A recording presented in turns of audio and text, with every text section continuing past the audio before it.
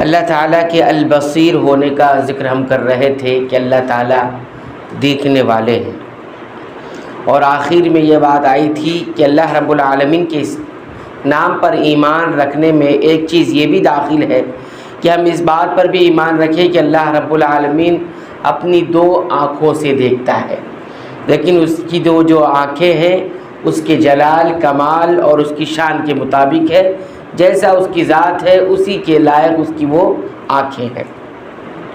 اور اس سلسلے میں قرآن حکیم کی چند ایک دلائل کا بھی ذکر ہم نے آپ کے سامنے کیا تھا۔ اب ہم سنت سے اس چیز کو دیکھنے کی کوشش کریں گے کہ اللہ تعالیٰ کے بارے میں نبی کریم صلی اللہ علیہ وسلم نے کیا کچھ فرمایا ہے۔ تو اس میں ایک روایت موجود ہے صحیح بخاری کے اندر اور صحیح مسلم کے اندر، جس کے اندر اللہ تعالیٰ نے دجال کی صفت کا ذکر کیا ہے کہ دجال کیسا ہوگا، دجال جب آئے گا تو وہ کیسا ہوگا اس کا ذکر کیا ہے۔ اس میں فرمایا انہو اعور، وہ اعور ہوگا۔ اعور کہتے ہیں جس کی ایک آنکھ خراب ہو، کانا جسے کہتے ہیں، کہ ہاں انہو اعور، وہ کانا ہوگا۔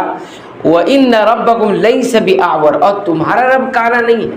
وہ رب جیسی صفات تو اپنے آپ کو ظاہر کرے گا تو لوگ دھوکے میں آئیں گے، لوگ دھوکے میں آئیں گے۔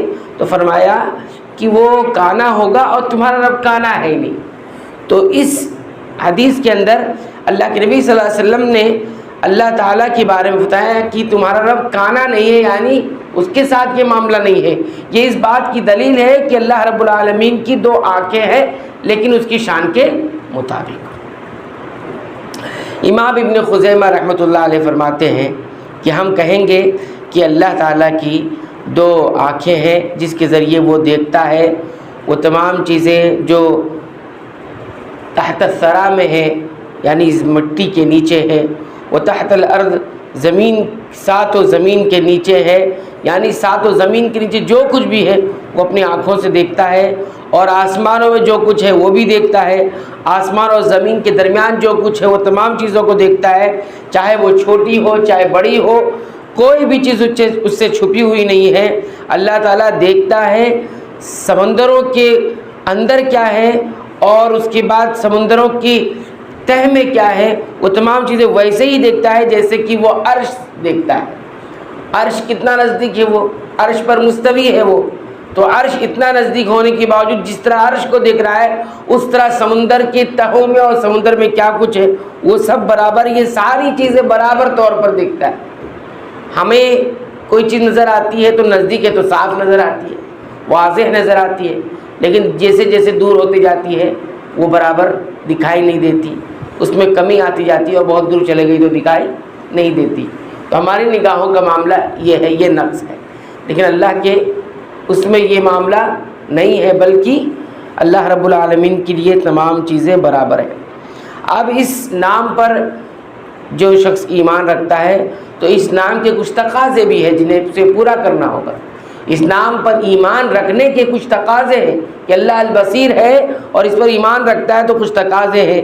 ایک تقاضا یہ ہے کہ اللہ رب العالمین کے لیے انسان اپنے آپ کو بے بس کرے، اپنے آپ کو اللہ کے سامنے جھکا دے اور ہمیشہ اپنا مراقبہ کرتے رہے، نگرانی کرتا رہے، کیونکہ اللہ رب العالمین دیکھ رہا ہے۔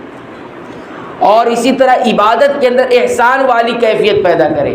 احسان والی کیفیت ہم نے بتایا تھا کہ انسان اس طرح سے عبادت کرے کہ گویا وہ اللہ تعالیٰ کو دیکھ رہا ہے، اور اگر یہ کیفیت پیدا نہ کر سکے تو یہ کیفیت پیدا کرے عبادت کے اندر کہ وہ نہیں دیکھ رہا ہے، یعنی خود اللہ کو وہ نہیں دیکھ رہا ہے، ظاہر سی بات ہے، اور اللہ اسے دیکھ رہا ہے، یہ بات تو بہرحال طے ہے۔ تو ایسی عبادت کرنی چاہیے اتنی اچھے انداز میں کہ اللہ مجھے دیکھ رہا ہے اور میں کتنی اچھی عبادت کر لے جاؤں۔ تو یہ بھی ایک تقاضا ہے۔ اسی طرح ایک تقاضا یہ ہے کہ گناہوں سے دور رہے، گناہوں سے اور معصیت سے، نافرمانی سے دور رہے، کیونکہ ساری نافرمانیوں کو اللہ تعالیٰ دیکھ رہا ہے۔ یہ چند تقاضے ہیں۔ اب انشاءاللہ آئندہ درس میں ہم ذکر کریں گے کہ اللہ تعالیٰ نے اپنے ناموں کا تذکرہ کن کن باتوں کے تحت، اس نام کا ذکر اپنی کن کن باتوں کے آخر میں کیا ہے۔ اللہ تعالیٰ نے کوئی بات ذکر کی، آخر میں اپنے اسی نام کا تذکرہ کیا، بصیر ہونے کا۔ تو ان آیت کو بھی دیکھیں گے، وہ آیت کریمہ 40 سے بھی زیادہ پہنچتی ہے. ہم چند ایک آیت دیکھ کر اس پر غور کرنے کی کوشش کریں گے.